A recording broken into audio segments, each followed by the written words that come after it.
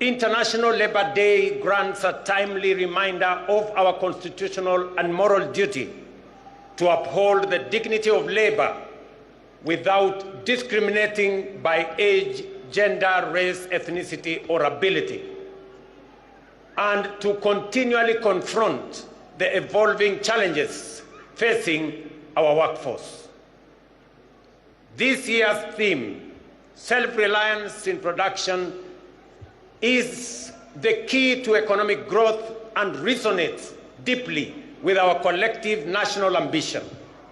It calls on all of us as government, workers, entrepreneurs, and communities to champion a Kenya that is resilient, productive, and truly self-reliant.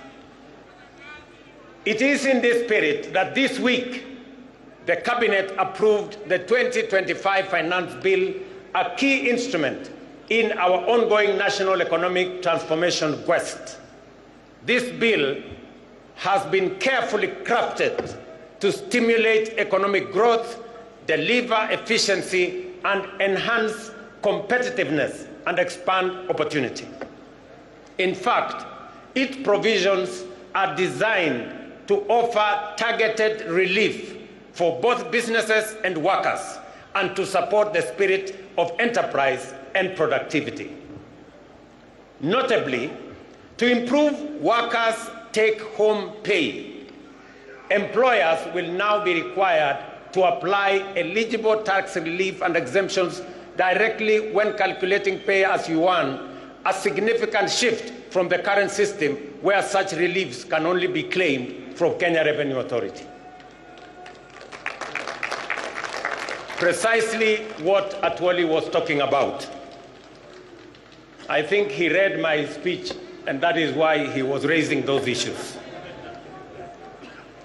This will increase efficiency and immediately benefit employees.